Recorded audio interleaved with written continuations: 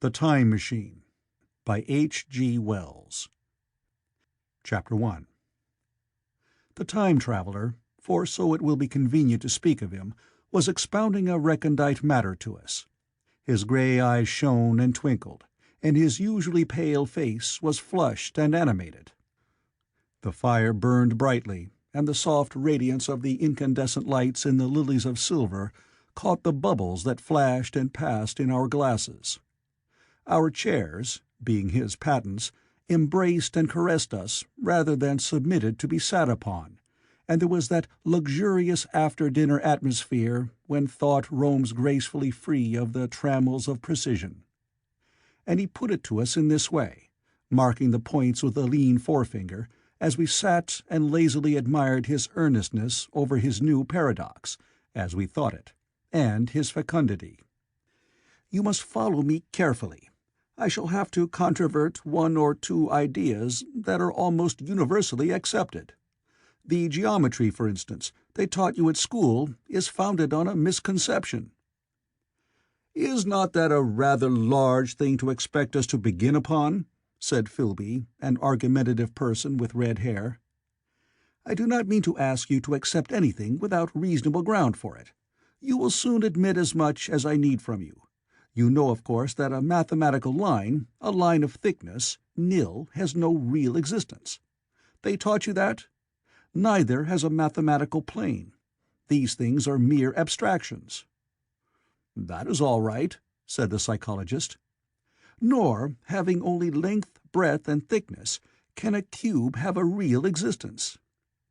"There I object," said Philby.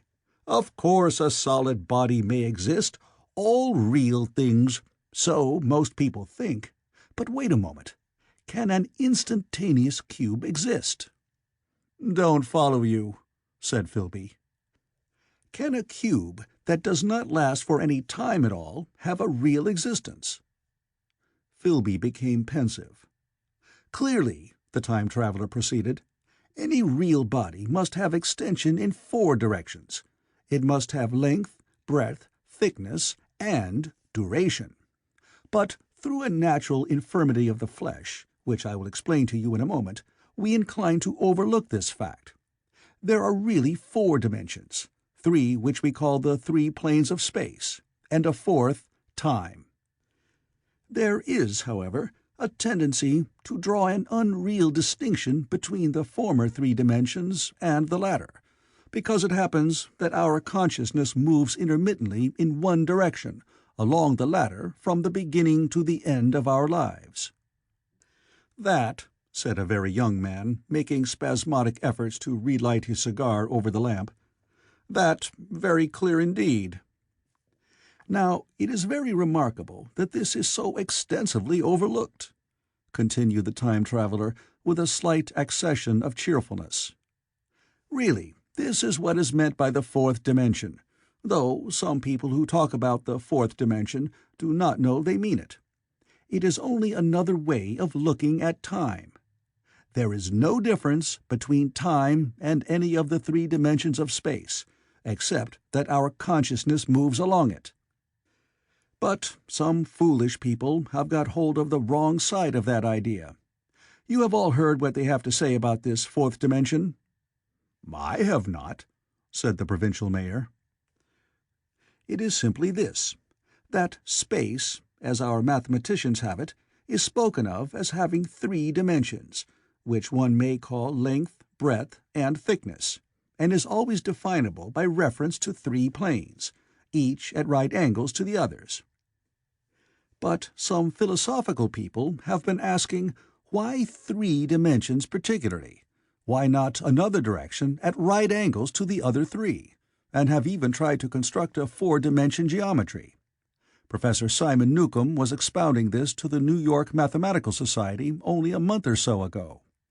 You know how on a flat surface, which has only 2 dimensions, we can represent a figure of a 3-dimensional solid, and similarly they think that by models of 3 dimensions they could represent one of 4, if they could master the perspective of the thing. See?" "I think so," murmured the provincial mayor, and knitting his brows he lapsed into an introspective state, his lips moving as one who repeats mystic words. "Yes, I think I see it now," he said after some time, brightening in a quite transitory manner. "Well, I do not mind telling you I have been at work upon this geometry of 4 dimensions for some time. Some of my results are curious. For instance, here is a portrait of a man at 8 years old, another at 15, another at 17, another at 23, and so on. All these are evidently sections, as it were, 3-dimensional representations of his 4-dimensioned being, which is a fixed and unalterable thing. Scientific people," proceeded the time-traveler, after the pause required for the proper assimilation of this, "know very well that time is only a kind of space. Here is a popular scientific diagram, a weather record. This line I trace with my finger shows the movement of the barometer. Yesterday it was so high, yesterday night it fell, then this morning it rose again, and so gently upward to here. Surely the mercury did not trace this line in any of the dimensions of space generally recognized. But certainly it traced such a line, and that line, therefore, we must conclude was along the time dimension." "But," said the medical man, staring hard at a coal in the fire, "if time is really only a 4th dimension of space, why is it, and why has it always been, regarded as something different? And why cannot we move in time as we move about in the other dimensions of space?" The time-traveler smiled. "Are you sure we can move freely in space? Right and left we can go, backward and forward freely enough, and men always have done so. I admit we move freely in 2 dimensions. But how about up and down? Gravitation limits us there." "Not exactly," said the medical man. "There are balloons." "But before the balloons, say for spasmodic jumping and the inequalities of the surface, man had no freedom of vertical movement." "Still, they could move a little up and down," said the medical man. "Easier, far easier down than up." "And you cannot move at all in time. You cannot get away from the present moment." "My dear sir, that is just where you are wrong. That is just where the whole world has gone wrong. We are always getting away from the present moment. Our mental existences, which are immaterial and have no dimensions, are passing along the time dimension with a uniform velocity from the cradle to the grave, just as we should travel down if we began our existence 50 miles above the earth's surface." "But the great difficulty is this," interrupted the psychologist. "You can move about in all directions of space, but you cannot move about in time. That is the germ of my great discovery. But you are wrong to say that we cannot move about in time. For instance, if I am recalling an incident very vividly, I go back to the instant of its occurrence. I become absent-minded, as you say. I jump back for a moment. Of course, we have no means of staying back for any length of time, any more than a savage or an animal has of staying 6 feet above the ground. But a civilized man is better off than the savage in this respect. He can go up against gravitation in a balloon, and why should he not hope that, ultimately, he may be able to stop or accelerate his drift along the time dimension, or even turn about and travel the other way?" "Oh, this," began Philby, "is all—" "Why not?" said the time-traveler. "It's against reason," said Philby. "What reason?" said the time-traveler. "You can show black is white by argument," said Philby, "but you will never convince me." "Possibly not," said the time-traveler. "But now you begin to see the object of my investigations into the geometry of 4 dimensions. Long ago I had a vague inkling of a machine—" "To travel through time!" exclaimed the very young man. "That shall travel indifferently in any direction of space and time, as the driver determines." Philby contented himself with laughter. "But I have experimental verification," said the time-traveler. "It would be remarkably convenient for the historian," the psychologist suggested. "One might travel back and verify the accepted account of the Battle of Hastings, for instance." "Don't you think you would attract attention?" said the medical man. "Our ancestors had no great tolerance for anachronisms." "One might get one's Greek from the very lips of Homer and Plato," the very young man thought. "In which case they would certainly plough you for the little go. The German scholars have improved Greek so much." "Then there is the future," said the very young man. "Just think, one might invest all one's money, leave it to accumulate at interest, and hurry on ahead." "To discover a society," said I, "erected on a strictly communistic basis." "Of all the wild, extravagant theories," began the psychologist.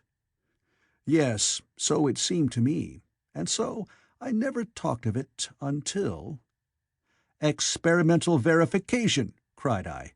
"You were going to verify that?" "The experiment!" cried Philby, who was getting brain-weary. "Let us see your experiment, anyhow," said the psychologist, "though it's all humbug, you know." The time-traveler smiled round at us. Then, still smiling faintly, and with his hands deep in his trousers pockets, he walked slowly out of the room, and we heard his slipper shuffling down the long passage to his laboratory. The psychologist looked at us. "I wonder what he's got." "Some sleight-of-hand trick or other," said the medical man, and Philby tried to tell us about a conjurer he had seen at Burslem. But before he had finished his preface, the time-traveler came back, and Philby's anecdote collapsed. The thing the time-traveler held in his hand was a glittering metallic framework, scarcely larger than a small clock, and very delicately made. There was ivory in it, and some transparent crystalline substance. And now I must be explicit, for this that follows, unless his explanation is to be accepted, is an absolutely unaccountable thing. He took one of the small octagonal tables that were scattered about the room, and set it in front of the fire, with 2 legs on the hearthrug. On this table he placed the mechanism. Then he drew up a chair and sat down. The only other object on the table was a small shaded lamp, the bright light of which fell upon the model. There were also perhaps a dozen candles about, 2 in brass candlesticks upon the mantel, and several in sconces, so that the room was brilliantly illuminated.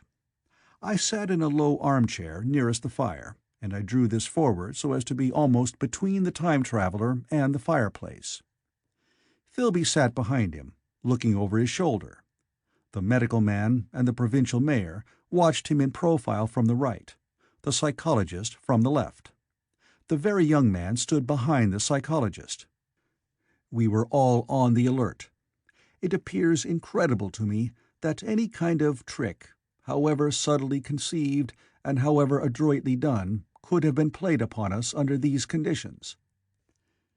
The time-traveler looked at us, and then at the mechanism. "Well?" said the psychologist. "This little affair," said the time-traveler, resting his elbows upon the table and pressing his hands together above the apparatus, "is only a model. It is my plan for a machine to travel through time. You will notice that it looks singularly askew, and that there is an odd twinkling appearance about this bar, as though it was in some way unreal." He pointed to the part with his finger. "Also, here is one little white lever, and here is another." The medical man got up out of his chair and peered into the thing. "It's beautifully made," he said. "It took 2 years to make," retorted the time-traveler. Then, when we had all imitated the action of the medical man, he said, "Now, I want you clearly to understand that this lever, being pressed over, sends the machine gliding into the future, and this other reverses the motion. This saddle represents the seat of a time-traveler. Presently, I am going to press the lever, and off the machine will go. It will vanish, pass into future time, and disappear. Have a good look at the thing. Look at the table, too, and satisfy yourselves there is no trickery. I don't want to waste this model and then be told I'm a quack." There was a minute's pause, perhaps. The psychologist seemed about to speak to me, but changed his mind. Then the time-traveler put forth his finger towards the lever. "No," he said suddenly. "Lend me your hand." And turning to the psychologist, he took that individual's hand in his own and told him to put out his forefinger. So that it was the psychologist himself who sent forth the model time machine on its interminable voyage. We all saw the lever turn. I am absolutely certain there was no trickery. There was a breath of wind, and the lamp flame jumped. One of the candles on the mantel was blown out, and the little machine suddenly swung round, became indistinct, was seen as a ghost for a second perhaps, as an eddy of faintly glittering brass and ivory, and it was gone, vanished. Save for the lamp, the table was bare. Everyone was silent for a minute. Then Philby said he was damned. The psychologist recovered from his stupor and suddenly looked under the table. At that the time-traveler laughed cheerfully. "Well?" he said, with a reminiscence of the psychologist. Then, getting up, he went to the tobacco jar on the mantel, and with his back to us began to fill his pipe. We stared at each other. "Look here," said the medical man. "Are you in earnest about this? Do you seriously believe that that machine has traveled into time?" "Certainly," said the time-traveler, stooping to light a spill at the fire. Then he turned, lighting his pipe, to look at the psychologist's face. The psychologist, to show that he was not unhinged, helped himself to a cigar and tried to light it uncut. "What is more, I have a big machine nearly finished in there." He indicated the laboratory. "And when that is put together, I mean to have a journey on my own account." "You mean to say that that machine has traveled into the future?" said Philby. "Into the future or the past. I don't for certain know which." After an interval, the psychologist had an inspiration. "It must have gone into the past, if it has gone anywhere," he said. "Why?" said the time-traveler. "Because I presume that it has not moved in space, and if it traveled into the future, it would still be here all this time, since it must have traveled through this time." "But," I said, "if it traveled into the past, it would have been visible when we came first into this room, and last Thursday, when we were here, and the Thursday before that, and so forth." "Serious objections," remarked the provincial mayor, with an air of impartiality, turning towards the time-traveler. "Not a bit," said the time-traveler, and to the psychologist, "You think you can explain that. It's presentation below the threshold, you know, diluted presentation." "Of course," said the psychologist, and reassured us. "That's a simple point of psychology. I should have thought of it. It's plain enough and helps the paradox delightfully. We cannot see it, nor can we appreciate this machine any more than we can the spoke of a wheel spinning, or a bullet flying through the air. If it is traveling through time 50 times or 100 times faster than we are, if it gets through a minute while we get through a second, the impression it creates will, of course, be only 1/50th or 1/100th of what it would make if it were not traveling in time. That's plain enough." He passed his hand through the space in which the machine had been. "You see?" he said, laughing. We sat and stared at the vacant table for a minute or so. Then the time-traveler asked us what we thought of it all. "It sounds plausible enough tonight," said the medical man. "But wait until tomorrow. Wait for the common sense of the morning." "Would you like to see the time machine itself?" asked the time-traveler. And therewith, taking the lamp in his hand, he led the way down the long, draughty corridor to his laboratory. I remember vividly the flickering light, his queer, broad head in silhouette, the dance of the shadows, how we all followed him, puzzled but incredulous, and how, there in the laboratory, we beheld a larger edition of the little mechanism which we had seen vanish from before our eyes. Parts were of nickel, parts of ivory, parts had certainly been filed or sawn out of rock crystal. The thing was generally complete, but the twisted crystalline bars lay unfinished upon the bench beside some sheets of drawings, and I took one up for a better look at it. Quartz it seemed to be. "Look here," said the medical man. "Are you perfectly serious? Or is this a trick, like that ghost you showed us last Christmas?"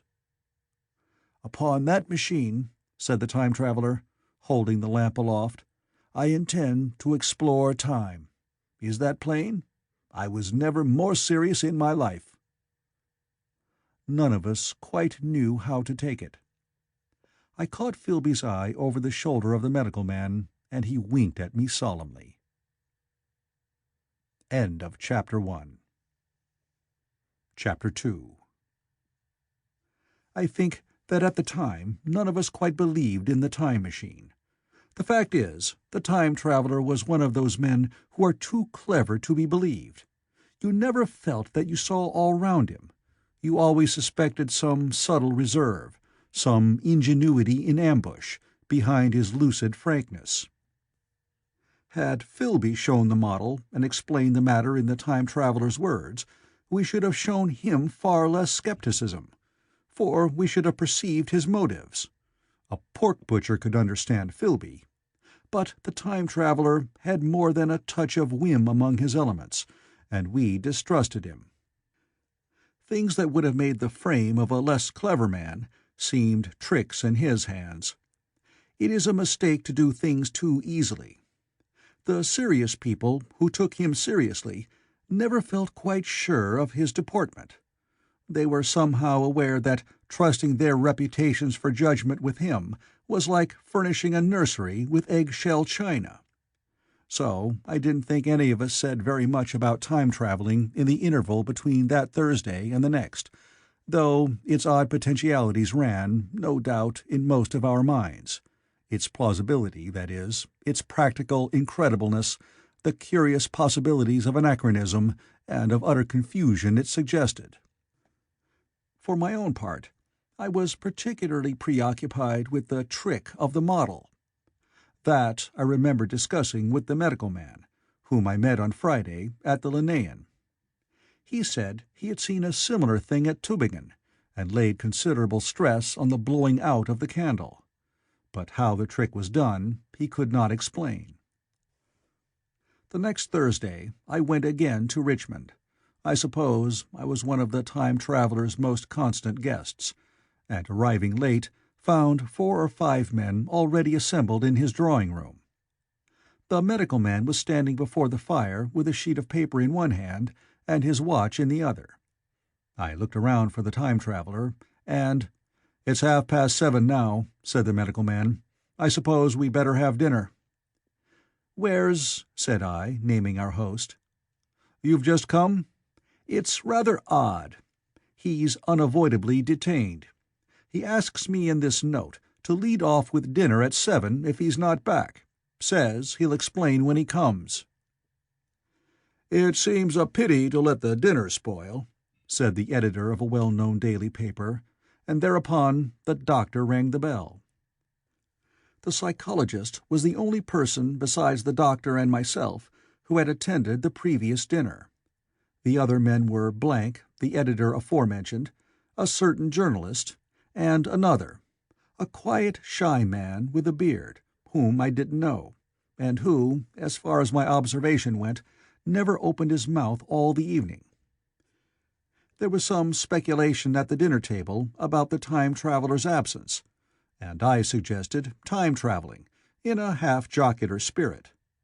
The editor wanted that explained to him, and the psychologist volunteered a wooden account of the ingenious paradox and trick we had witnessed that day week. He was in the midst of his exposition when the door from the corridor opened slowly and without noise. I was facing the door and saw it first. "Hello," I said. "At last!" And the door opened wider, and the time traveler stood before us. I gave a cry of surprise. "Good heavens, man, what's the matter?" cried the medical man, who saw him next, and the whole tableful turned towards the door. He was in an amazing plight.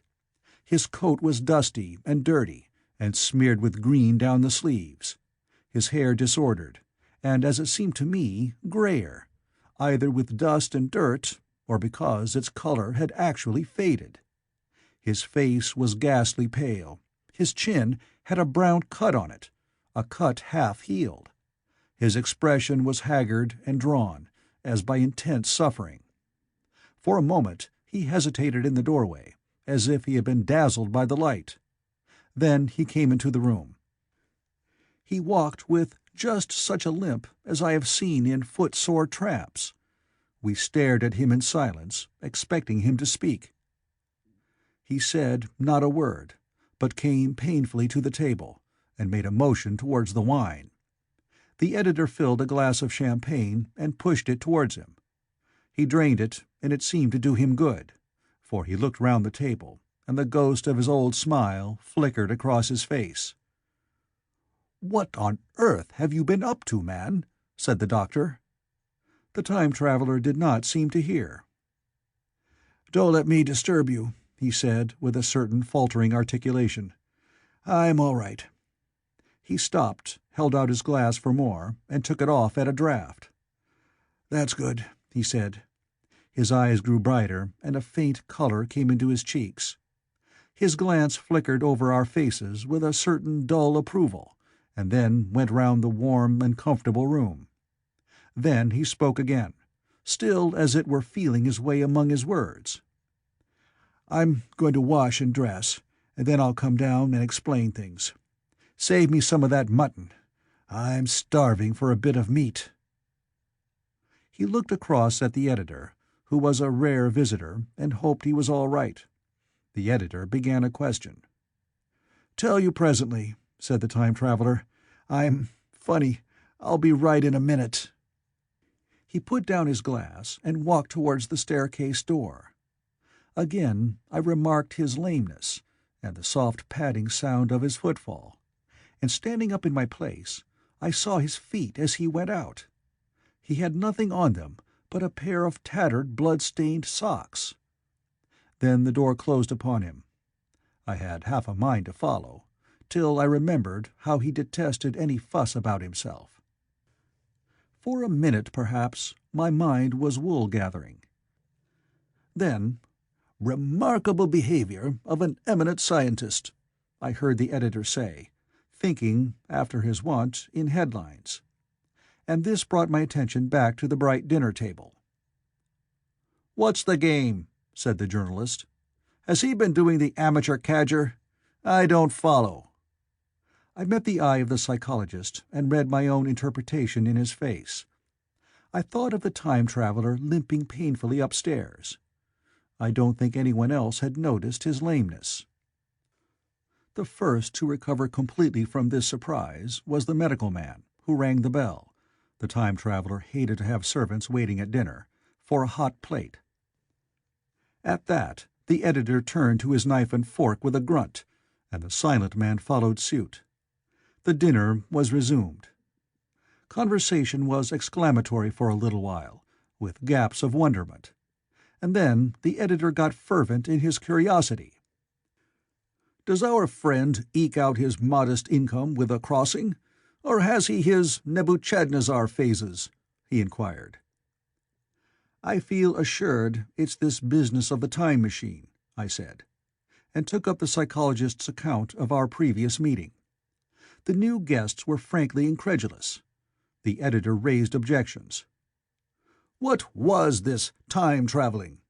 A man couldn't cover himself with dust by rolling in a paradox, could he? And then, as the idea came home to him, he resorted to caricature. Hadn't he any clothes-brushes in the future?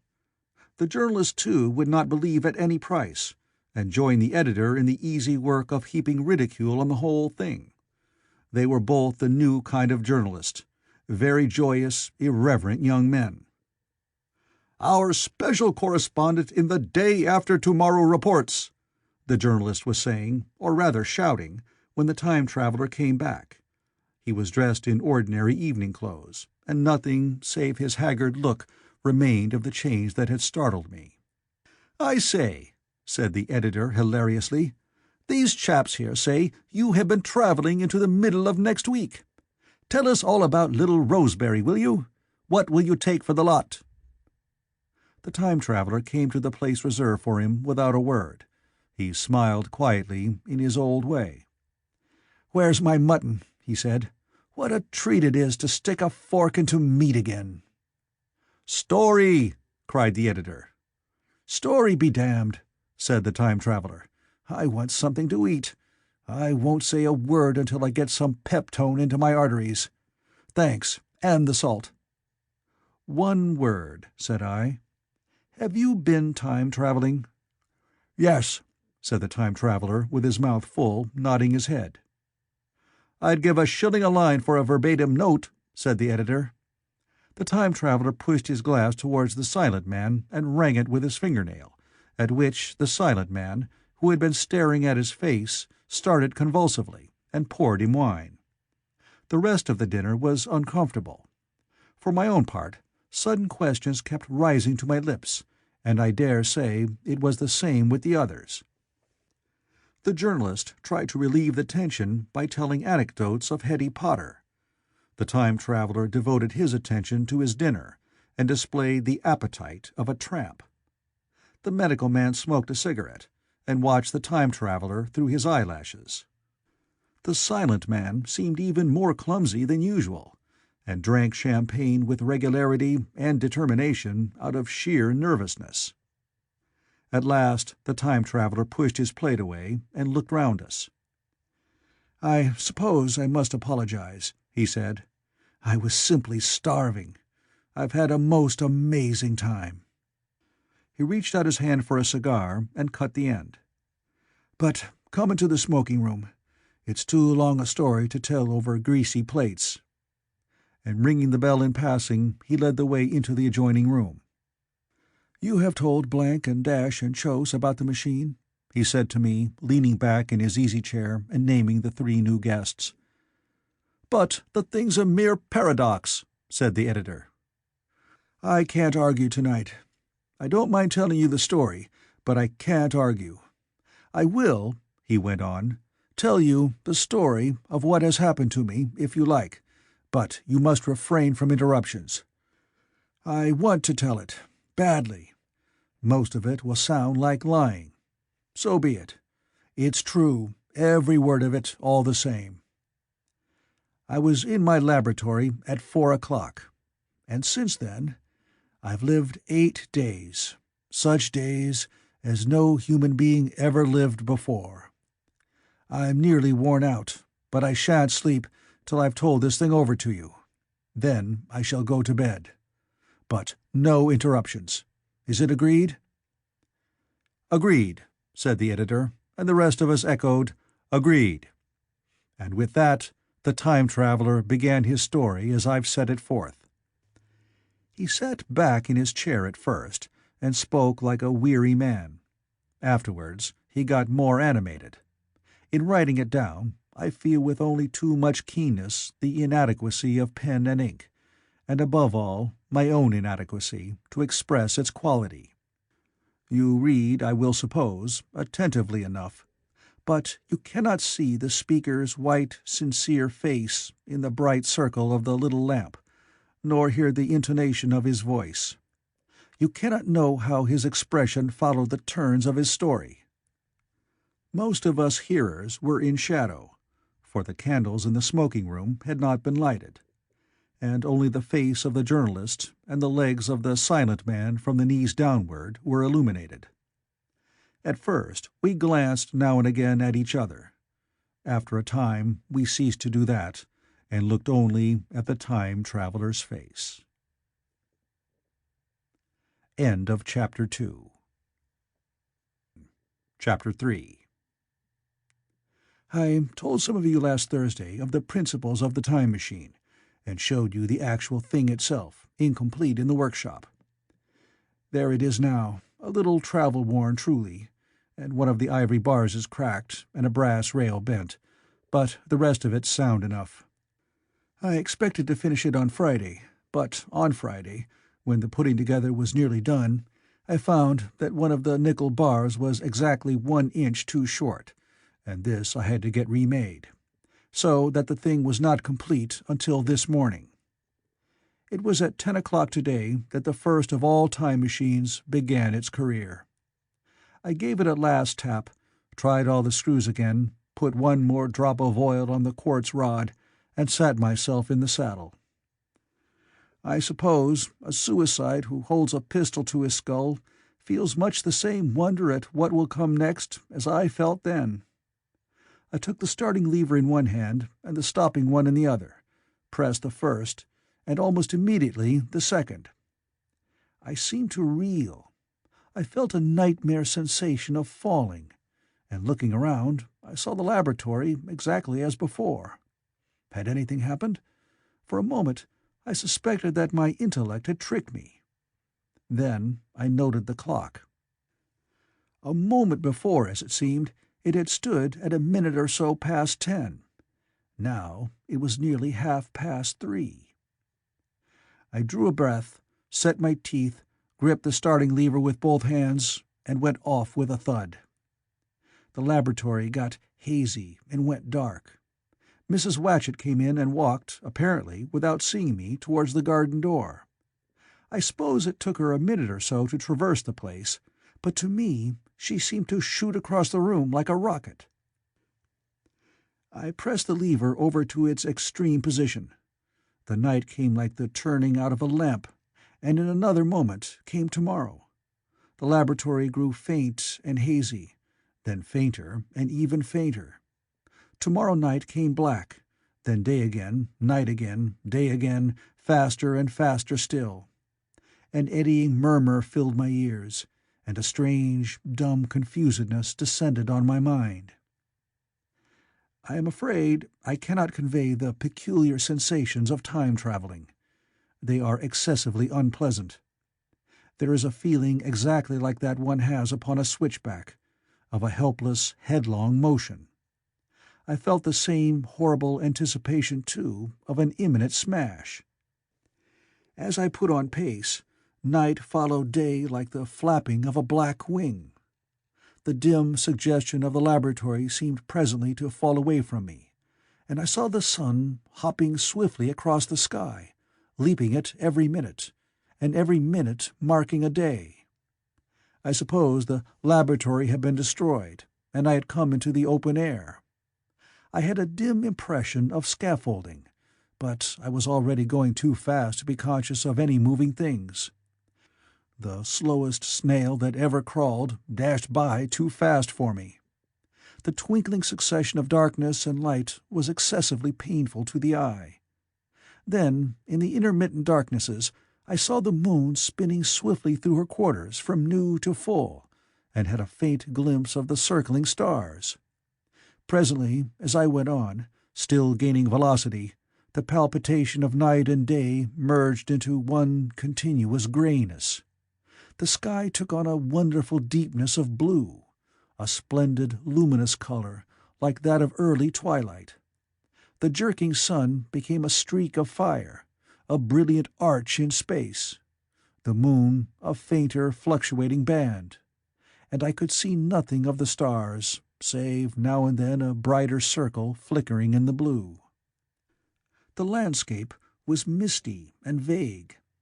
I was still on the hillside upon which this house now stands, and the shoulder rose above me grey and dim. I saw trees growing and changing like puffs of vapour, now brown, now green. They grew, spread, shivered, and passed away. I saw huge buildings rise up, faint and fair, and pass like dreams. The whole surface of the earth seemed changed, melting and flowing under my eyes. The little hands upon the dials that registered my speed raced round faster and faster. Presently I noted that the sun-belt swayed up and down, from solstice to solstice, in a minute or less, and that consequently my pace was over a year a minute, and minute by minute the white snow flashed across the world and vanished, and was followed by the bright, brief green of spring. The unpleasant sensations of the start were less poignant now. They merged at last into a kind of hysterical exhilaration. I remarked, indeed, a clumsy swaying of the machine, for which I was unable to account. But my mind was too confused to attend to it, so, with a kind of madness growing upon me, I flung myself into futurity. At first I scarce thought of stopping, scarce thought of anything but these new sensations.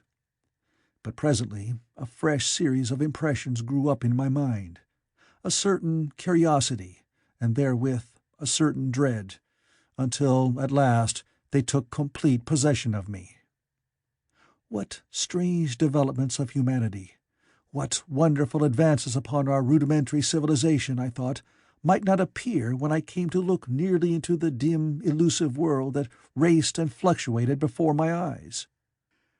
I saw great and splendid architecture rising about me, more massive than any buildings of our own time, and yet, it seemed, built of glimmer and mist. I saw a richer green flow up the hillside and remain there, without any wintry intermission. Even through the veil of my confusion, the earth seemed very fair, and so my mind came round to the business of stopping. The peculiar risk lay in the possibility of my finding some substance in the space which I, or the machine, occupied. So long as I travelled at a high velocity through time, this scarcely mattered.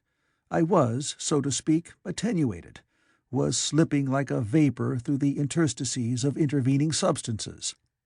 But to come to a stop involved the jamming of myself, molecule by molecule, into whatever lay in my way, meant bringing my atoms into such intimate contact with those of the obstacle that a profound chemical reaction, possibly a far-reaching explosion, would result, and blow myself and my apparatus out of all possible dimensions, into the unknown. This possibility had occurred to me again and again while I was making the machine, but then I had cheerfully accepted it as an unavoidable risk, one of the risks a man has got to take. Now the risk was inevitable. I no longer saw it in the same cheerful light. The fact is that, insensibly, the absolute strangeness of everything, the sickly jarring and swaying of the machine, above all, the feeling of prolonged falling, had absolutely upset my nerve. I told myself that I could never stop, and with a gust of petulance I resolved to stop forthwith. Like an impatient fool, I lugged over the lever, and incontinently the thing went reeling over, and I was flung headlong through the air. There was the sound of a clap of thunder in my ears. I may have been stunned for a moment. A pitiless hail was hissing round me, and I was sitting on a soft turf in front of the overset machine. Everything still seemed grey, but presently I remarked that the confusion in my ears was gone. I looked round me. I was on what seemed to be a little lawn in a garden, surrounded by rhododendron bushes, and I noticed that their mauve and purple blossoms were dropping in a shower under the beating of the hailstones. The rebounding, dancing hail hung in a cloud over the machine and drove along the ground like smoke.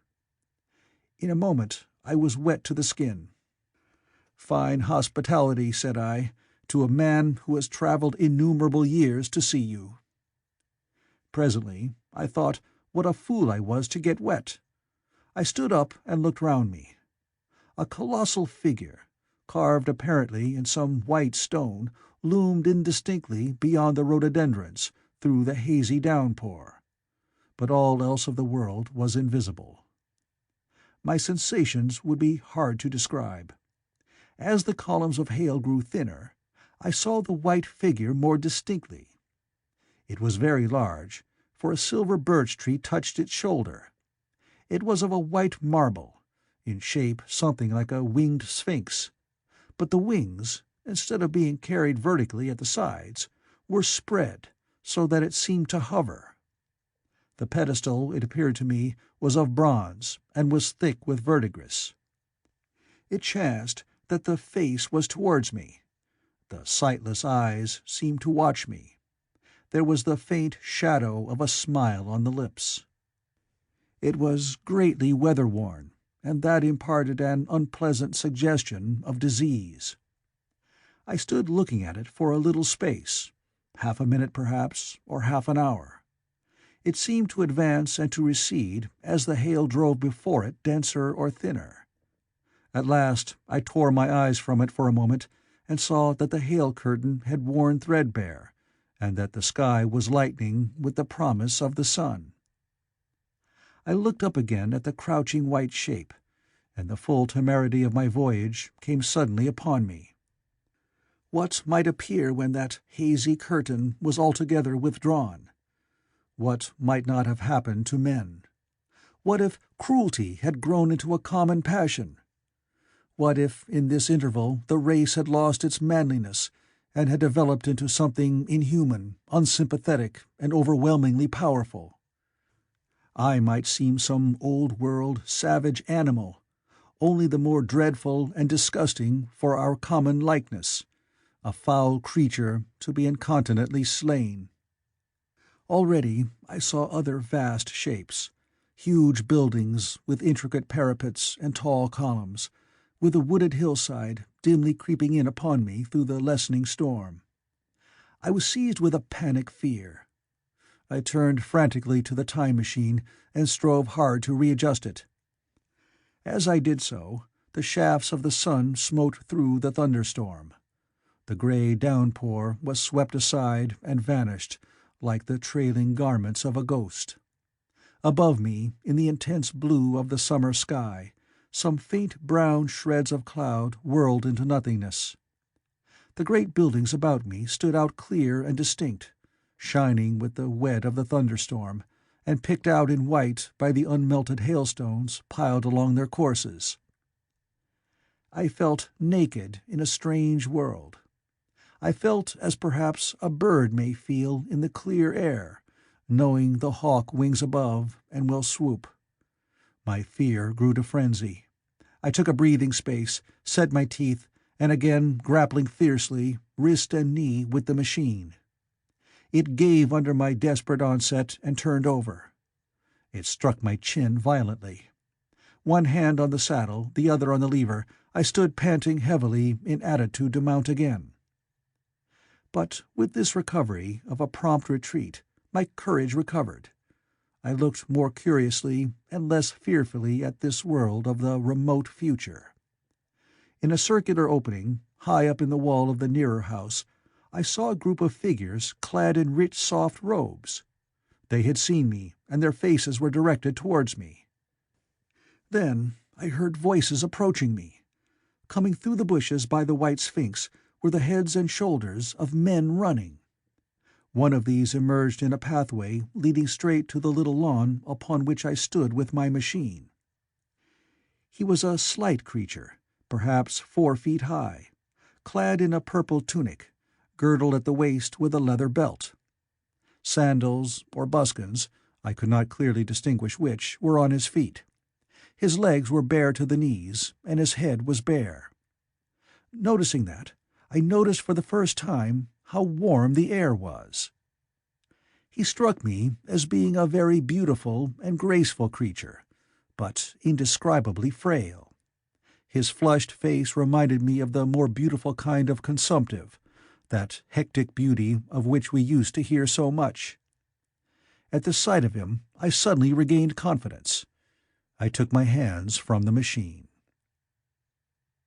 End of Chapter 3. Chapter 4. In another moment we were standing face to face, I and this fragile thing out of futurity. He came straight up to me and laughed into my eyes. The absence from his bearing of any sign of fear struck me at once. Then he turned to the 2 others who were following him and spoke to them in a strange and very sweet and liquid tongue. There were others coming, and presently a little group of perhaps 8 or 10 of these exquisite creatures were about me. One of them addressed me. It came into my head, oddly enough, that my voice was too harsh and deep for them. So I shook my head, and pointing to my ears, shook it again. He came a step forward, hesitated, and then touched my hand. Then I felt other soft little tentacles upon my back and shoulders. They wanted to make sure I was real. There was nothing in this at all alarming. Indeed, there was something in these pretty little people that inspired confidence, a graceful gentleness, a certain childlike ease. And besides, they looked so frail that I could fancy myself flinging the whole dozen of them about like ninepins. But I made a sudden motion to warn them when I saw their little pink hands feeling the time machine. Happily, then, when it was not too late, I thought of a danger I had hitherto forgotten, and reaching over the bars of the machine, I unscrewed the little levers that would set it in motion, and put these in my pocket. Then I turned again to see what I could do in the way of communication. And then, looking more nearly into their features, I saw some further peculiarities in their Dresden china type of prettiness. Their hair, which was uniformly curly, came to a sharp end at the neck and cheek. There was not the faintest suggestion of it on the face, and their ears were singularly minute. Their mouths were small, with bright red, rather thin lips, and the little chins ran to a point. The eyes were large and mild, and, this may seem egotism on my part, I fancied even that there was a certain lack of the interest I might have expected in them. As they made no effort to communicate with me, but simply stood round me smiling and speaking in soft cooing notes to each other, I began the conversation. I pointed to the time machine and to myself. Then, hesitating for a moment how to express time, I pointed to the sun. At once a quaintly pretty little figure in checkered purple and white followed my gesture, and then astonished me by imitating the sound of thunder. For a moment I staggered, though the import of his gesture was plain enough. The question had come into my mind abruptly. Were these creatures fools? You may hardly understand how it took me. You see, I had always anticipated that the people of the year 802,000 odd would be incredibly in front of us in knowledge, art, everything. Then one of them suddenly asked me a question that showed him to be on the intellectual level of one of our 5-year-old children. Asked me, in fact, if I had come from the sun in a thunderstorm. It let loose the judgment I had suspended upon their clothes, their frail light limbs and fragile features. A flow of disappointment rushed across my mind. For a moment I felt that I had built the time machine in vain. I nodded, pointed to the sun, and gave them such a vivid rendering of a thunderclap as startled them. They all withdrew a pace or so and bowed. Then came one laughing towards me, carrying a chain of beautiful flowers altogether new to me, and put it about my neck. The idea was received with melodious applause, and presently they were all running to and fro for flowers, and laughingly flinging them upon me, until I was almost smothered with blossom. You who have never seen the like can scarcely imagine what delicate and wonderful flowers countless years of culture had created. Then someone suggested that their plaything should be exhibited in the nearest building, and so I was led past the Sphinx of white marble, which had seemed to watch me all the while with a smile at my astonishment, towards a vast grey edifice of fretted stone. As I went with them, the memory of my confident anticipations of a profoundly grave and intellectual posterity came with irresistible merriment to my mind. The building had a huge entry, and was altogether of colossal dimensions. I was naturally most occupied with the growing crowd of little people, and with the big open portals that yawned before me, shadowy and mysterious. My general impression of the world I saw over their heads was a tangled waste of beautiful bushes and flowers, a long-neglected and yet weedless garden. I saw a number of tall spikes of strange white flowers, measuring a foot perhaps across the spread of the waxen petals. They grew scattered, as if wild, among the variegated shrubs, but, as I say, I did not examine them closely at this time. The time machine was left deserted on the turf among the rhododendrons. The arch of the doorway was richly carved, but naturally I did not observe the carving very narrowly, though I fancied I saw suggestions of old Phoenician decorations as I passed through, and it struck me that they were very badly broken and weather-worn. Several more brightly clad people met me in the doorway, and so we entered, I, dressed in dingy 19th-century garments, looking grotesque enough, garlanded with flowers, and surrounded by an eddying mass of bright, soft-colored robes and shining white limbs, in a melodious whirl of laughter and laughing speech. The big doorway opened into a proportionately great hall hung with brown.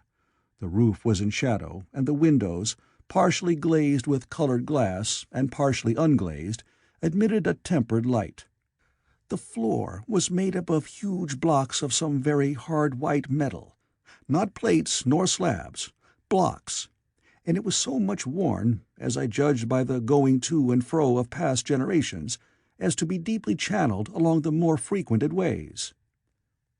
Transverse to the length were innumerable tables made of slabs of polished stone, raised perhaps a foot from the floor, and upon these were heaps of fruits. Some I recognized as a kind of hypertrophied raspberry and orange, but for the most part they were strange. Between the tables was scattered a great number of cushions. Upon these my conductors seated themselves, signing for me to do likewise. With a pretty absence of ceremony, they began to eat the fruit with their hands, flinging peel and stalks, and so forth, into the round openings in the sides of the tables. I was not loath to follow their example, for I felt thirsty and hungry. As I did so, I surveyed the hall at my leisure. And perhaps the thing that struck me most was its dilapidated look. The stained glass windows, which displayed only a geometrical pattern, were broken in many places, and the curtains that hung across the lower end were thick with dust. And it caught my eye that the corner of the marble table near me was fractured. Nevertheless, the general effect was extremely rich and picturesque. There were perhaps a couple of hundred people dining in the hall, and most of them, seated as near to me as they could come, were watching me with interest, their little eyes shining over the fruit they were eating. All were clad in the same soft and yet strong silky material. Fruit, by the by, was all their diet. These people of the remote future were strict vegetarians, and while I was with them, in spite of some carnal cravings, I had to be frugivorous also. Indeed, I found afterwards that horses, cattle, sheep, dogs had followed the ichthyosaurus into extinction. But the fruits were very delightful. One in particular had seemed to be in season all the time I was there. A flowery thing in a three-sided husk was especially good, and I made it my staple. At first I was puzzled by all these strange fruits, and by the strange flowers I saw, but later I began to perceive their import. However, I am telling you of my fruit dinner in the distant future now. So soon as my appetite was a little checked, I determined to make a resolute attempt to learn the speech of these new men of mine. Clearly, that was the next thing to do. The fruits seemed a convenient thing to begin upon, and holding one of these up, I began a series of interrogative sounds and gestures. I had some considerable difficulty in conveying my meaning. At first, my efforts met with a stare of surprise or inextinguishable laughter, but presently a fair-haired little creature seemed to grasp my intention and repeated a name. They had to chatter and explain the business at great length to each other, and my first attempts to make the exquisite little sounds of their language caused an immense amount of amusement. However, I felt like a schoolmaster amidst children, and persisted, and presently I had a score of noun substantives at least at my command. And then I got to demonstrate pronouns, and even the verb to eat. But it was slow work, and the little people soon tired and wanted to get away from my interrogations, so I determined, rather of necessity, to let them give their lessons in little doses when they felt inclined. And very little doses I found they were before long, for I never met people more indolent or more easily fatigued. A queer thing I soon discovered about my little hosts, and that was their lack of interest. They would come to me with eager cries of astonishment, like children, but, like children, they would soon stop examining me and wander away after some other toy. The dinner and my conversation beginnings ended, I noted for the first time that almost all those who had surrounded me at first were gone. It is odd, too, how speedily I came to disregard these little people. I went out through the portal into the sunlit world again as soon as my hunger was satisfied. I was continually meeting more of these men of the future, who would follow me at a little distance, chatter and laugh about me, and, having smiled and gesticulated in a friendly way, leave me again to my own devices. The calm of evening was upon the world as I emerged from the great hall, and the scene was lit by the warm glow of the setting sun. At first things were very confusing. Everything was so entirely different from the world I had known, even the flowers. The big building I had left was situated on the slope of a broad river valley, but the Thames had shifted perhaps a mile from its present position. I resolved to mount to the summit of a crest perhaps a mile and a half away, from which I could get a wider view of this our planet in the year 802,701 A.D. For that, I should explain, was the date the little dials of my machine recorded. As I walked, I was watched for every impression that could possibly help to explain the condition of ruinous splendor in which I found the world, for ruinous it was. A little way up the hill, for instance, was a great heap of granite, bound together by masses of aluminium, a vast labyrinth of precipitous walls and crumpled heaps, amidst which were thick heaps of very beautiful pagoda-like plants, nettles possibly, but wonderfully tinted with brown about the leaves, and incapable of stinging. It was, evidently, the derelict remains of some vast structure. To what end built, I could not determine. It was here that I was destined, at a later date, to have a very strange experience, the first intimation of a still stranger discovery, but of that I will speak in its proper place. Looking round with a sudden thought, from a terrace on which I rested for a while, I realized that there were no small houses to be seen. Apparently, the single house, and possibly even the household, had vanished. Here and there among the greenery were palace-like buildings, but the house and the cottage, which formed such characteristic features of our own English landscape, had disappeared. Communism, said I to myself. And on the heels of that came another thought. I looked at the half-dozen little figures that were following me. Then, in a flash, I perceived that all had the same form of costume, the same soft, hairless visage, and the same girlish rotundity of limb. It may seem strange, perhaps, that I had not noticed this before, but everything was so strange. Now I saw the fact plainly enough.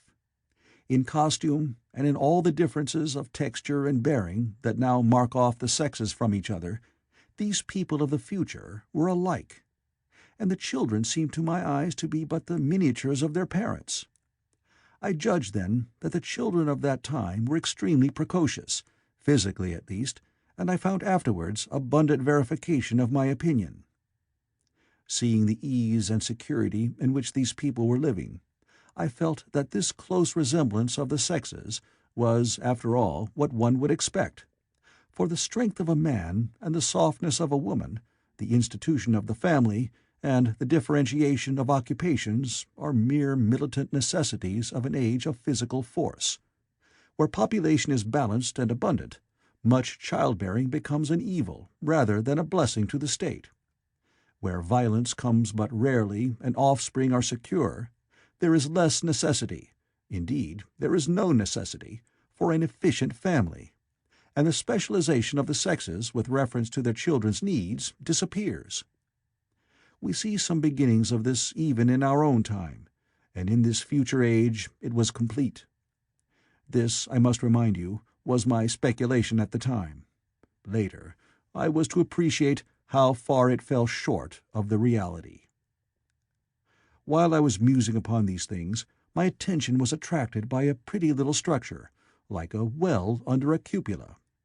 I thought in a transitory way of the oddness of Wells still existing, and then resumed the thread of my speculations. There were no large buildings towards the top of the hill, and as my walking powers were evidently miraculous, I was presently left alone for the first time. With a strange sense of freedom and adventure, I pushed on up to the crest. There I found a seat of some yellow metal that I did not recognize, corroded in places with a kind of pinkish rust, and half smothered in soft moss. The armrests cast and filed into the resemblance of griffins' heads. I sat down on it, and I surveyed the broad view of our old world under the sunset of that long day. It was as sweet and fair a view as I have ever seen. The sun had already gone below the horizon, and the west was flaming gold, touched with some horizontal bars of purple and crimson. Below was the valley of the Thames, in which the river lay like a band of burnished steel. I have already spoken of the great palaces dotted about among the variegated greenery, some in ruins and some still occupied. Here and there rose a white or silvery figure in the waste garden of the earth. Here and there came the sharp vertical line of some cupola or obelisk. There were no hedges, no signs of proprietary rights, no evidences of agriculture. The whole earth had become a garden. So watching, I began to put my interpretation upon the things I had seen, and as it shaped itself to me that evening, my interpretation was something in this way. Afterwards, I found I had got only a half-truth, or only a glimpse of one facet of the truth. It seemed to me that I had happened upon humanity upon the wane. The ruddy sunset set me thinking of the sunset of mankind. For the first time, I began to realize an odd consequence of the social effort in which we are at present engaged. And yet, come to think, it is a logical consequence enough. Strength is the outcome of need. Security sets a premium on feebleness. The work of ameliorating the conditions of life, the true civilizing process that makes life more and more secure, had gone steadily on to a climax. One triumph of a united humanity over nature had followed another. Things that are now mere dreams had become projects deliberately put in hand and carried forward. And the harvest was what I saw. After all, the sanitation and the agriculture of today are still in the rudimentary stage. The science of our time has attacked but a little department of the field of human disease, but even so it spreads its operations very steadily and persistently. Our agriculture and horticulture destroy a weed just here and there, and cultivate perhaps a score or so of wholesome plants, leaving the greater number to fight out a balance as they can. We improve our favorite plants and animals, and how few they are, gradually by selective breeding. Now a new and better peach, now a seedless grape, now a sweeter and larger flower, now a more convenient breed of cattle. We improve them gradually, because our ideals are vague and tentative, and our knowledge is very limited. Because nature too is shy and slow in our clumsy hands. Some day all this will be better organized and still better. That is the drift of the current in spite of the eddies. The whole world will be intelligent, educated, and cooperating. Things will move faster and faster towards the subjugation of nature. In the end, wisely and carefully, we shall readjust the balance of animal and vegetable to suit our human needs. This adjustment, I say, must have been done, and done well, done indeed for all time, in the space of time across which my machine had leaped. The air was free from gnats, the earth from weeds or fungi. Everywhere were fruits and sweet and delightful flowers. Brilliant butterflies flew hither and thither. The ideal of preventive medicine was attained. Diseases had been stamped out. I saw no evidence of any contagious diseases during all my stay. And I shall have to tell you later that even the processes of putrefaction and decay had been profoundly affected by these changes. Social triumphs, too, had been effected. I saw mankind housed in splendid shelters, gloriously clothed, and as yet I had found them engaged in no toil. There were no signs of struggle, neither social nor economical struggle. The shop, the advertisement, traffic, all that commerce which constitutes the body of our world, was gone. It was natural on that golden evening that I should jump at the idea of a social paradise. The difficulty of increasing population had been met, I guessed, and population had ceased to increase. But with this change in condition comes inevitably adaptations to the change. What, unless biological science is a mass of errors, is the cause of human intelligence and vigor? Hardship and freedom, conditions under which the active, strong, and subtle survive, and the weaker go to the wall. Conditions that put a premium upon the loyal alliance of capable men, upon self-restraint, patience, and decision. And the institution of the family, and the emotions that arise therein, the fierce jealousy, the tenderness for offspring, parental self-devotion, all found their justification and support in the imminent dangers of the young. Now, where are these imminent dangers? There is a sentiment arising, and it will grow, against connubial jealousy, against fierce maternity, against passion of all sorts. Unnecessary things now, and things that make us uncomfortable, savage survivals, discords in a refined and pleasant life. I thought of the physical slightness of the people, their lack of intelligence, and those big, abundant ruins, and it strengthened my belief in a perfect conquest of nature. For after the battle comes quiet. Humanity had been strong, energetic, and intelligent, and had used all its abundant vitality to alter the conditions under which it lived. And now came the reaction of the altered conditions. Under the new conditions of perfect comfort and security, that restless energy, that with us is strength, would become weakness. Even in our own time, certain tendencies and desires, once necessary to survival, are a constant source of failure. Physical courage and the love of battle, for instance, are no great help, may even be hindrances, to a civilized man. And in a state of physical balance and security, power, intellectual as well as physical, would be out of place. For countless years I judged there had been no danger of war or solitary violence, no danger from wild beasts, no wasting disease to require strength of constitution, no need of toil. For such a life, what we should call the weak are as well equipped as the strong, are indeed no longer weak.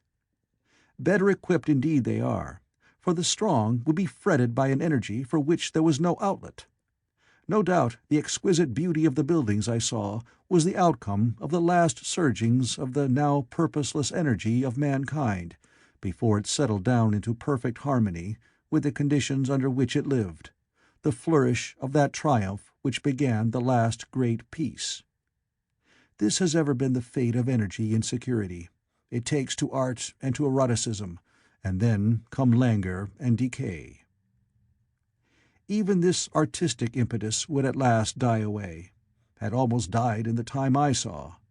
To adorn themselves with flowers, to dance, to sing in the sunlight, so much was left of the artistic spirit, and no more. Even that would fade in the end into a contented inactivity. We are kept keen on the grindstone of pain and necessity, and it seemed to me that here was that hateful grindstone broken at last. As I stood there in the gathering dark, I thought that in this simple explanation I had mastered the problem of the world, mastered the whole secret of these delicious people. Possibly the checks they had devised for the increase of population had succeeded too well, and their numbers had rather diminished than kept stationary. That would account for the abandoned ruins. Very simple was my explanation, and plausible enough, as most wrong theories are. End of Chapter 4. Chapter 5. As I stood there musing over this too perfect triumph of man, the full moon, yellow and gibbous, came up out of an overflow of silver light in the northeast. The bright little figure ceased to move about below, a noiseless owl flitted by, and I shivered with the chill of the night. I determined to descend and find where I could sleep. I looked for the building I knew. Then my eye travelled along to the figure of the white sphinx upon the pedestal of bronze, growing distinct as the light of the rising moon grew brighter. I could see the silver birch against it. There was the tangle of rhododendron bushes, black in the pale light, and there was the little lawn. I looked at the lawn again. A queer doubt chilled my complacency. No, said I stoutly to myself, that was not the lawn. But it was the lawn, for the white leprous face of the Sphinx was towards it.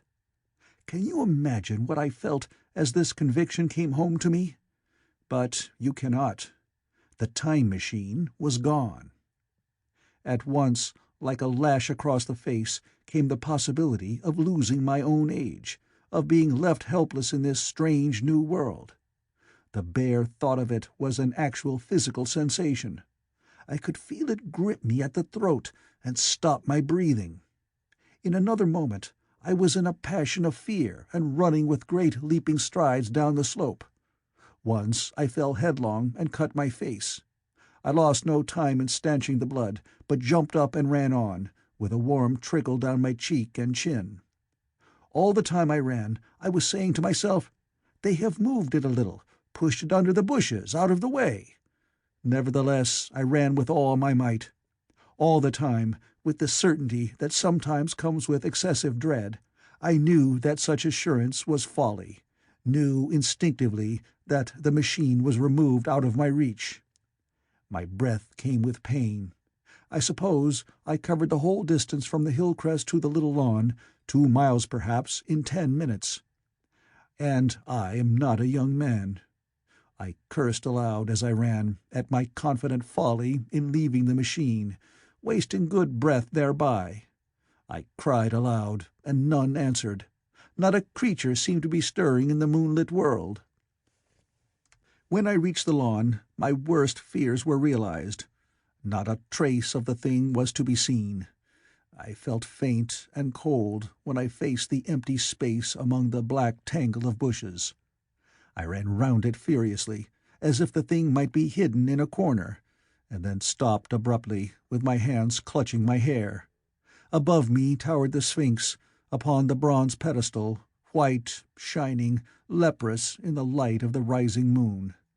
It seemed to smile in mockery of my dismay. I might have consoled myself by imagining the little people had put the mechanism in some shelter for me, had I not felt assured of their physical and intellectual inadequacy. That is what dismayed me, the sense of some hitherto unsuspected power, through whose intervention my invention had vanished. Yet, for one thing, I felt assured.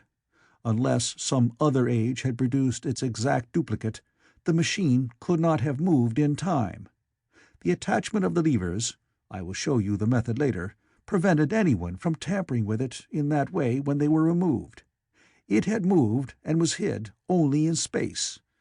But then where could it be? I think I must have had a kind of frenzy. I remember running violently in and out among the moonlit bushes all round the Sphinx, and startling some white animal that in the dim light I took for a small deer. I remember, too, late that night, beating the bushes with my clenched fist until my knuckles were gashed and bleeding from the broken twigs. Then, sobbing and raving in my anguish of mind, I went down to the great building of stone. The big hall was dark, silent, and deserted. I slipped on the uneven floor and fell over one of the malachite tables, almost breaking my shin. I lit a match and went on past the dusty curtains of which I have told you. Then I found a second great hall, covered with cushions, upon which, perhaps, a score or so of the little people were sleeping. I have no doubt they found my second appearance strange enough, coming suddenly out of the quiet darkness with inarticulate noises, and the splutter and flare of a match. For they had forgotten about matches. "Where is my time machine?" I began, bawling like an angry child, laying hands upon them and shaking them up together. I must have been very queer to them. Some laughed. Most of them looked sorely frightened. When I saw them standing round me, it came into my head that I was doing as foolish a thing as it was possible for me to do under the circumstances, in trying to revive the sensation of fear. For, reasoning from their daylight behaviour, I thought that fear must be forgotten. Abruptly I dashed down the match, and knocking one of the people over in my course, went blundering across the big dining hall again, out under the moonlight. I heard cries of terror, and their little feet running and stumbling this way and that. I do not remember all I did as the moon crept up the sky. I suppose it was the unexpected nature of my loss that maddened me. I felt hopelessly cut off from my own kind, a strange animal in an unknown world. I must have raved to and fro, screaming and crying upon God and fate. I have a memory of horrible fatigue, as the long night of despair wore away, of looking in this impossible place and that, of groping among moonlit ruins and touching strange creatures in the black shadows, at last of lying on the ground near the Sphinx and weeping with absolute wretchedness. I had nothing left but misery. Then I slept, and when I woke again it was full day, and a couple of sparrows were hopping round me on the turf within reach of my arm. I sat up in the freshness of the morning, trying to remember how I had got there, and why I had such a profound sense of desertion and despair. Then things came clear in my mind. With the plain, reasonable daylight, I could look my circumstances fairly in the face. I saw the wild folly of my frenzy overnight, and I could reason with myself. Suppose the worst, I said. Suppose the machine altogether lost, perhaps destroyed. It behooves me to be calm and patient, to learn the way of the people, to get a clear idea of the method of my loss, and the means of getting materials and tools, so that in the end, perhaps, I may make another. That would be my only hope, perhaps, but better than despair. And, after all, it was a beautiful and curious world. But probably the machine had only been taken away. Still, I must be calm and patient, find its hiding place, and recover it by force or cunning.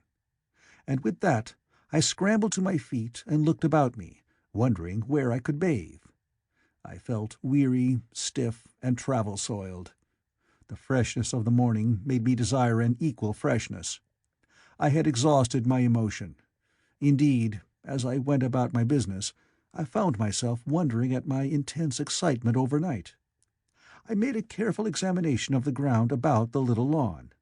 I wasted some time in futile questionings, conveyed, as well as I was able, to such of the little people as came by. They all failed to understand my gestures. Some were simply stolid. Some thought it was a jest and laughed at me. I had the hardest task in the world to keep my hands off their pretty, laughing faces. It was a foolish impulse, but the devil begotten of fear and blind anger was ill-curbed and still eager to take advantage of my perplexity. The turf gave better counsel. I found a groove ripped in it, about midway between the pedestal of the Sphinx and the marks of my feet, where, on arrival, I had struggled with the overturned machine. There were other signs of removal about, with queer, narrow footprints, like those I could imagine made by a sloth. This directed my closer attention to the pedestal. It was, as I think I have said, of bronze. It was not a mere block, but highly decorated with deep-framed panels on either side. I went and rapped at these. The pedestal was hollow. Examining the panels with care, I found them discontinuous with the frames. There were no handles or keyholes, but possibly the panels, if they were doors, as I supposed, opened from within. One thing was clear enough to my mind. It took no very great mental effort to infer that my time machine was inside that pedestal. But how it got there was a different problem. I saw the heads of two orange-clad people coming through the bushes and under some blossom-covered apple trees towards me. I turned smiling to them and beckoned them to me. They came, and then, pointing to the bronze pedestal, I tried to intimate my wish to open it. But at my first gesture towards this, they behaved very oddly. I don't know how to convey their expression to you. Suppose you were to use a grossly improper gesture to a delicate-minded woman. It is how she would look. They went off as if they had received the last possible insult. I tried a sweet-looking little chap in white next, with exactly the same result. Somehow his manner made me feel ashamed of myself. But, as you know, I wanted the time machine, and I tried him once more. As he turned off, like the others, my temper got the better of me. In 3 strides I was after him, had him by the loose part of his robe round the neck, and began dragging him towards the Sphinx. Then I saw the horror and repugnance of his face, and all of a sudden I let him go. But I was not beaten yet. I banged with my fist at the bronze panels. I thought I heard something stir inside. To be explicit, I thought I heard a sound like a chuckle, but I must have been mistaken. Then I got a big pebble from the river, and came and hammered till I had flattened a coil in the decorations, and the verdigris came off in powdery flakes. The delicate little people must have heard me hammering in gusty outbreaks a mile away on either hand, but nothing came of it. I saw a crowd of them upon the slopes, looking furtively at me. At last, hot and tired, I sat down to watch the place. But I was too restless to watch long. I am too occidental for a long vigil. I could work at a problem for years, but to wait inactive for 24 hours, that is another matter. I got up after a time and began walking aimlessly through the bushes towards the hill again. "Patience," said I to myself. "If you want your machine again, you must leave that Sphinx alone. If they mean to take your machine away, it's little good your wrecking their bronze panels, and if they don't, you will get it back as soon as you can ask for it. To sit among all those unknown things before a puzzle like that is hopeless. That way lies monomania. Face this world, learn its ways, watch it, be careful of too hasty guesses at its meaning. In the end, you will find clues to it all." Then, suddenly, the humor of the situation came into my mind. The thought of the years I had spent in study and toil to get into the future age, and now my passion of anxiety to get out of it. I had made myself the most complicated and the most hopeless trap that ever a man devised. Although it was at my own expense, I could not help myself. I laughed aloud. Going through the big palace, it seemed to me that the little people avoided me. It may have been my fancy, or it may have had something to do with my hammering at the gates of bronze.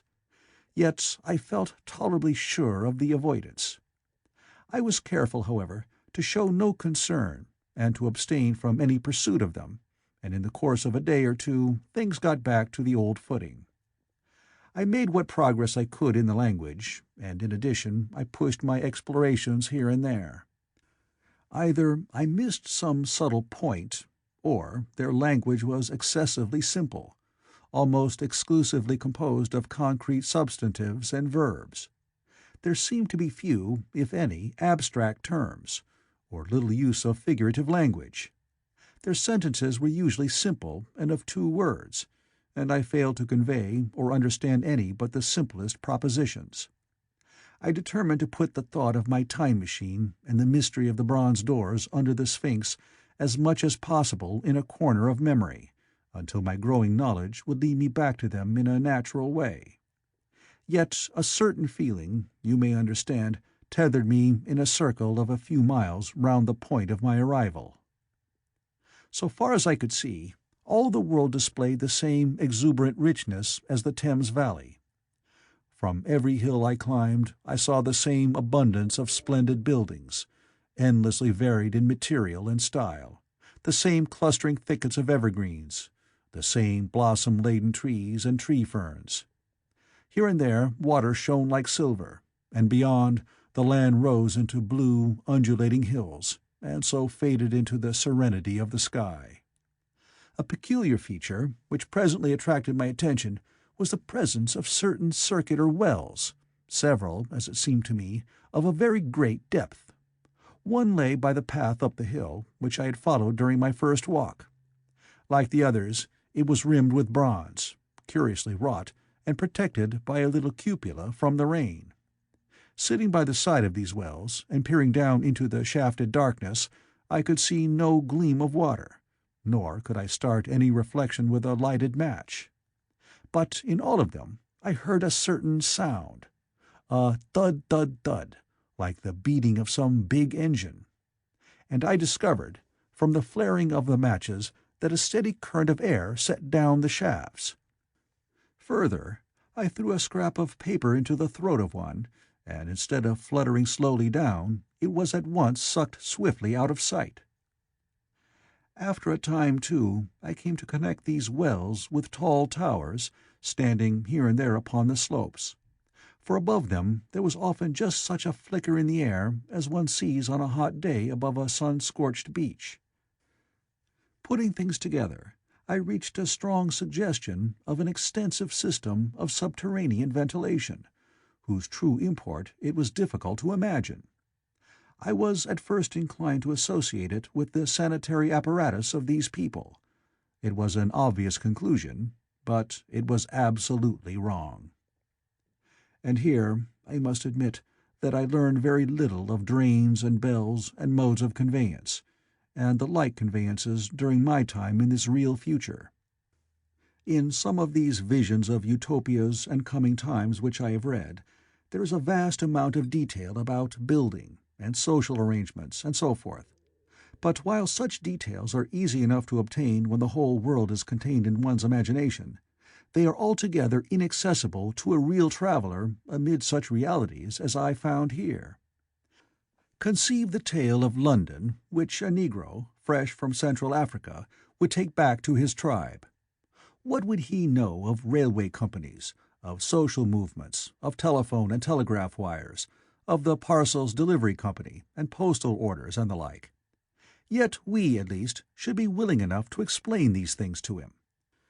And even of what he knew, how much could he make his untravelled friend either apprehend or believe? Then think how narrow the gap between a Negro and a white man of our times, and how wide the interval between myself and these of the Golden Age. I was sensible of much which was unseen, and which contributed to my comfort. But save for a general impression of automatic organization, I fear I can convey very little of the difference to your mind. In the matter of sepulture, for instance, I could see no signs of crematoria nor anything suggestive of tombs.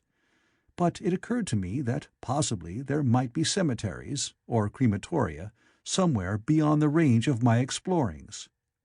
This, again, was a question I deliberately put to myself, and my curiosity was at first entirely defeated upon the point. The thing puzzled me, and I was led to make a further remark, which puzzled me still more, that aged and infirm among these people there were none. I must confess that my satisfaction with my first theories of an automatic civilization and a decadent humanity did not long endure. Yet I could think of no other. Let me put my difficulties. The several big palaces I had explored were mere living places, great dining halls and sleeping apartments. I could find no machinery, no appliances of any kind. Yet these people were clothed in pleasant fabrics that must at times need renewal, and their sandals, though undecorated, were fairly complex specimens of metalwork. Somehow such things must be made. And the little people displayed no vestige of a creative tendency. There were no shops, no workshops, no sign of importations among them. They spent all their time in playing gently, in bathing in the river, in making love in a half-playful fashion, in eating fruit and sleeping. I could not see how things were kept going. Then again, about the time machine. Something, I knew not what, had taken it into the hollow pedestal of the White Sphinx. Why? For the life of me I could not imagine. Those waterless wells, too, those flickering pillars. I felt I lacked a clue. I felt— how shall I put it? Suppose you found an inscription, with sentences here and there in excellent plain English, and interpolated therewith others made up of words, of letters even, absolutely unknown to you. Well, on the third day of my visit, that was how the world of 802,701 presented itself to me. That day, too, I made a friend of a sort. It happened that, as I was watching some of the little people bathing in a shallow, one of them was seized with a cramp and began drifting downstream. The main current ran rather swiftly, but not too strongly for even a moderate swimmer. It will give you an idea, therefore, of the strange deficiency in these creatures, when I tell you that none made the slightest attempt to rescue the weakly crying little thing which was drowning before their eyes. When I realized this, I hurriedly slipped off my clothes, and wading in at a point lower down, I caught the poor mite and drew her safe to land. A little rubbing of the limbs soon brought her round, and I had the satisfaction of seeing she was all right before I left her. I had got to such a low estimate of her kind that I did not expect any gratitude from her. In that, however, I was wrong. This happened in the morning.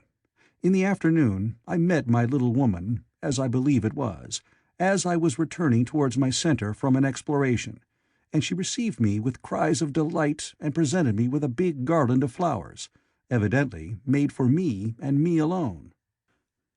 The thing took my imagination. Very possibly I had been feeling desolate. At any rate, I did my best to display my appreciation of the gift.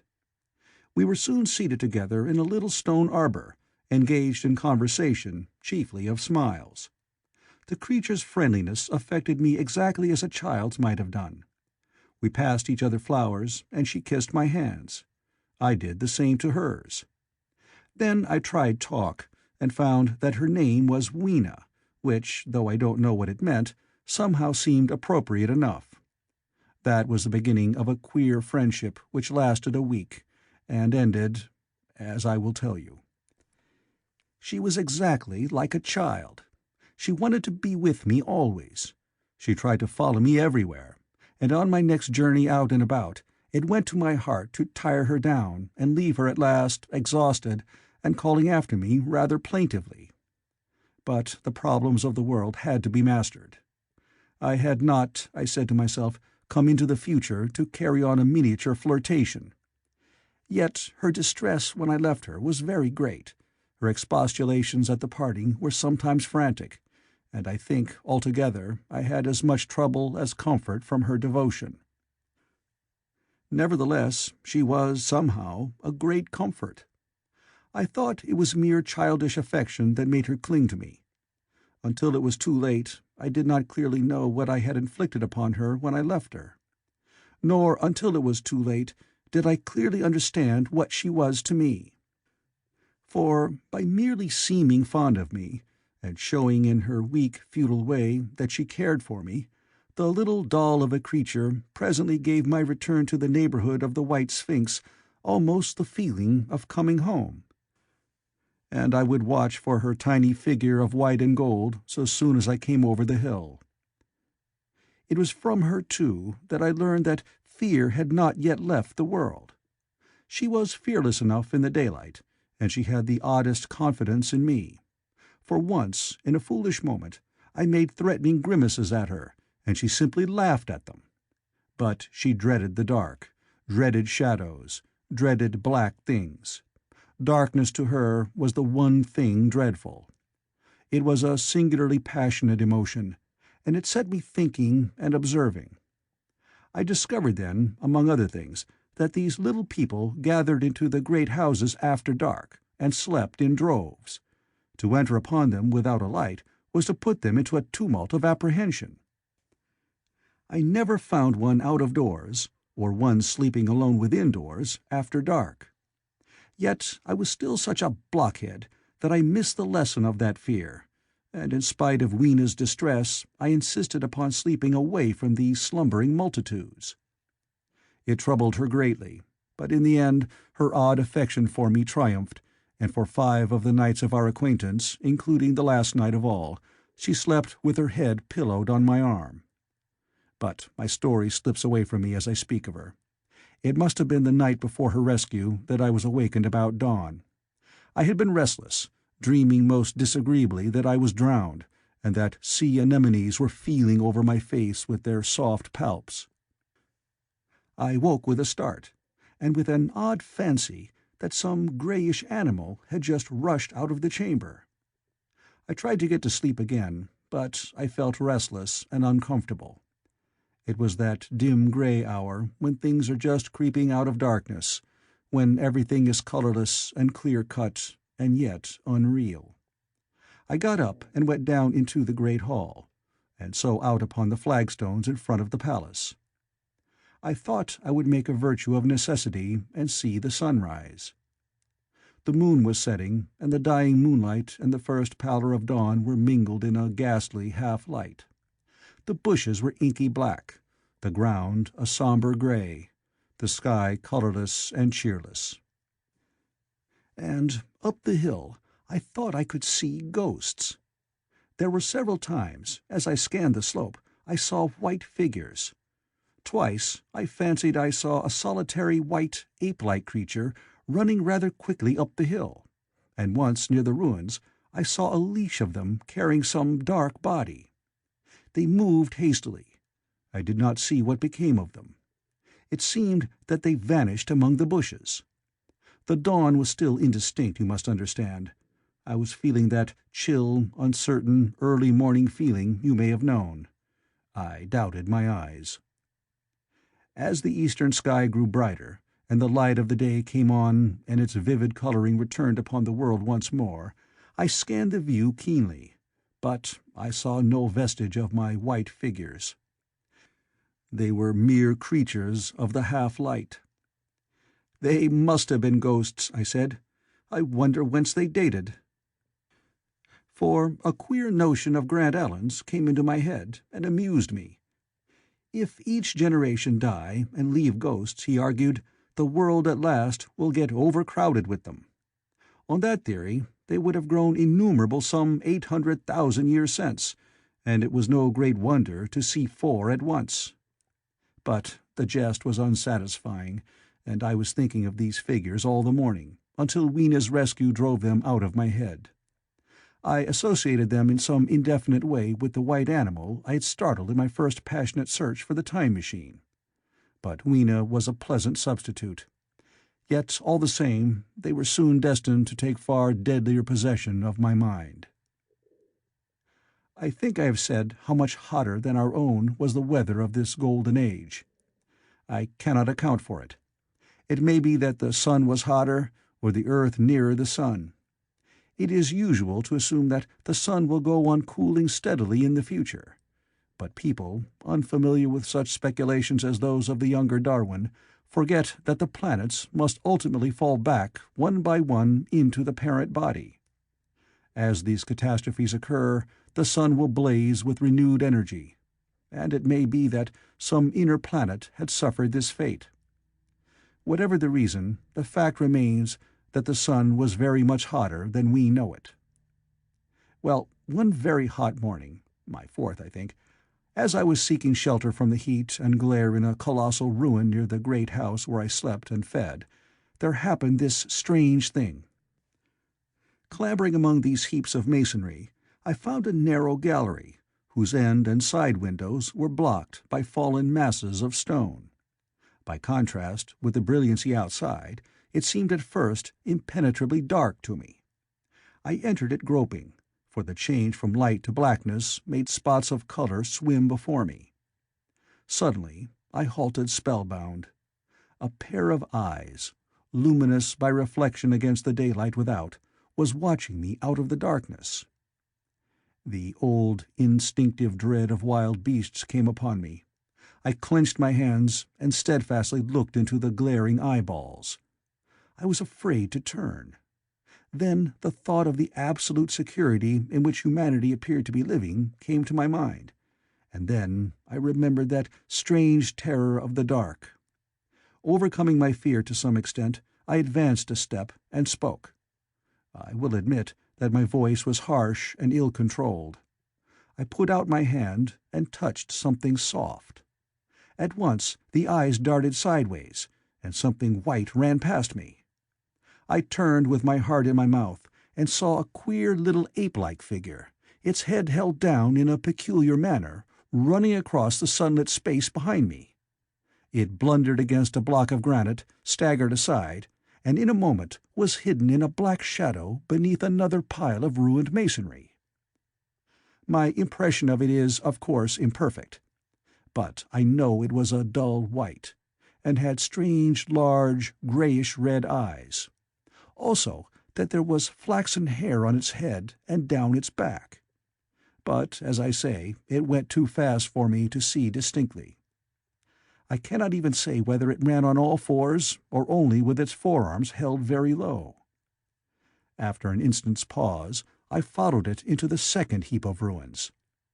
I could not find it at first, but after a time, in the profound obscurity, I came upon one of those round, well-like openings of which I have told you, half closed by a fallen pillar.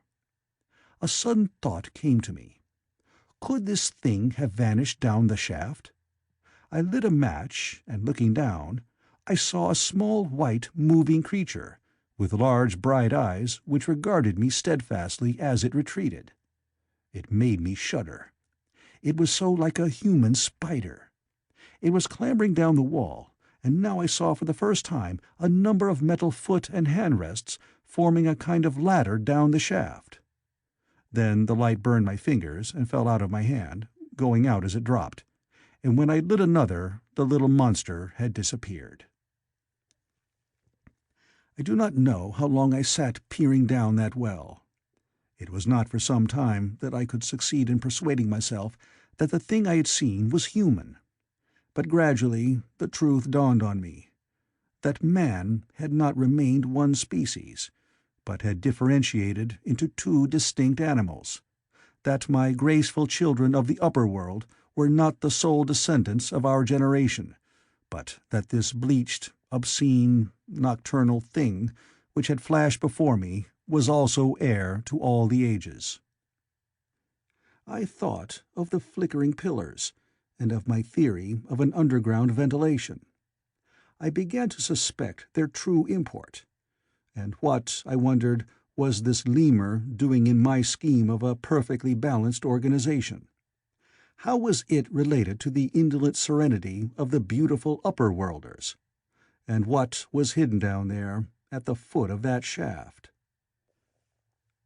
I sat upon the edge of the well, telling myself that, at any rate, there was nothing to fear, and that there I must descend for the solution of my difficulties. And withal, I was absolutely afraid to go. As I hesitated, two of the beautiful upper-world people came running in their amorous sport across the daylight in the shadow. The male pursued the female, flinging flowers at her as he ran. They seemed distressed to find me, my arm against the overturned pillar, peering down the well.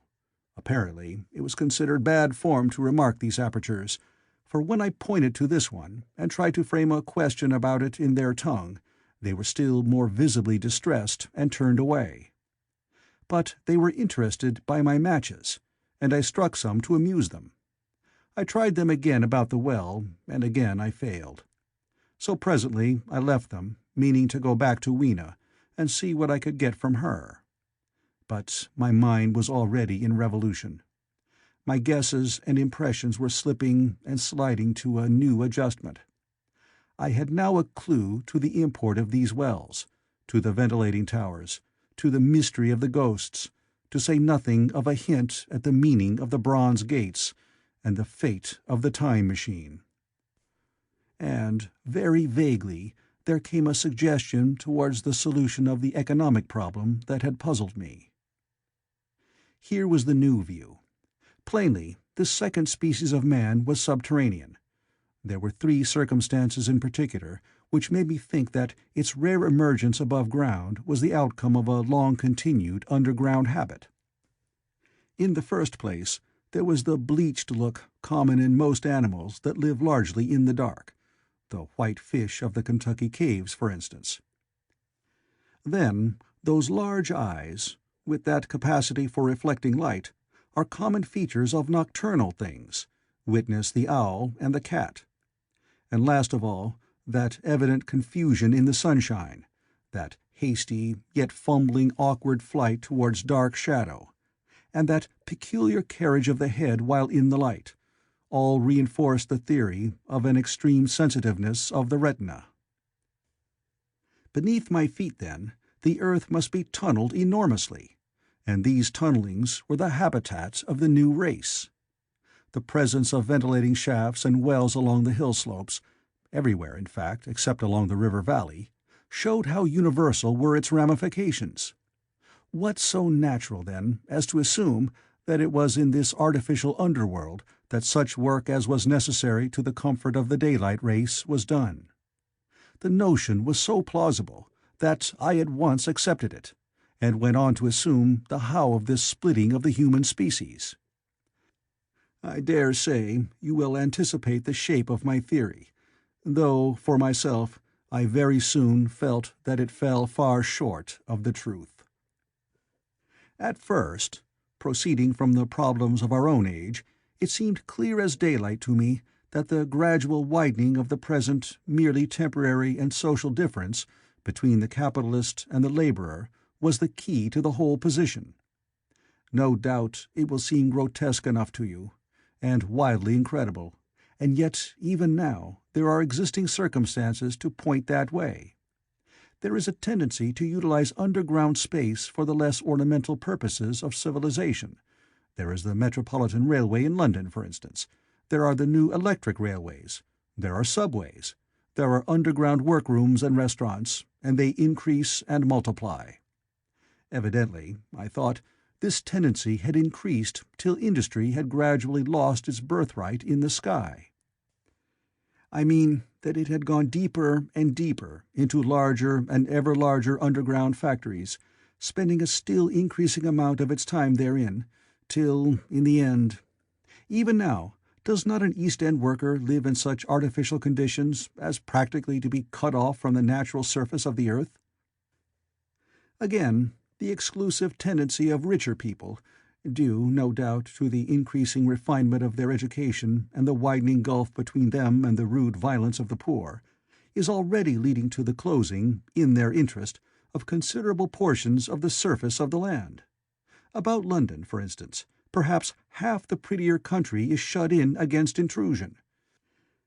And this same widening gulf, which is due to the length and expense of the higher educational process, and the increased facilities for and temptations towards refined habits on the part of the rich, will make that exchange between class and class, that promotion by intermarriage, which at present retards the splitting of our species along lines of social stratification, less and less frequent.